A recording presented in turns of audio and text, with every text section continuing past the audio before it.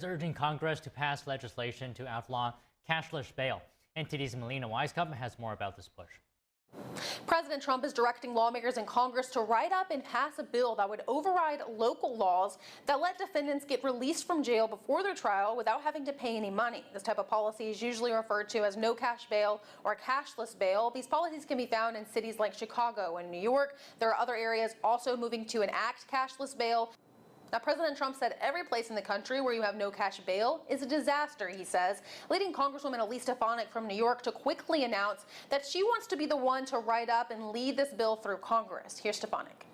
President Trump is exactly correct that we need to address the crime crisis and the leadership that he's bringing to D.C. I'm looking forward to introducing legislation to end failed bail reform so that we can save New York.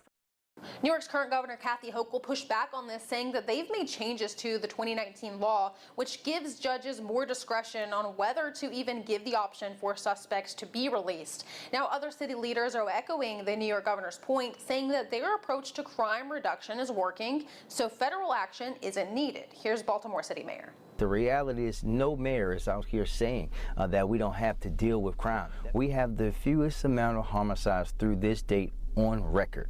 That's 50 years, a 50-year low. Now that we see Democrat leaders across the nation pushing back on this proposed legislation even before it's been written or introduced in Congress, the question is how many Democrats would support the GOP's no cash bail bill once it does come to the floor.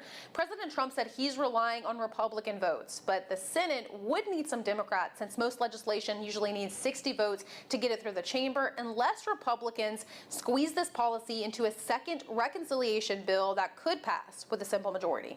Reporting from Washington, D.C., Melina Weisskopf, NTD News. A spectacular moment during a storm in South Carolina, all caught on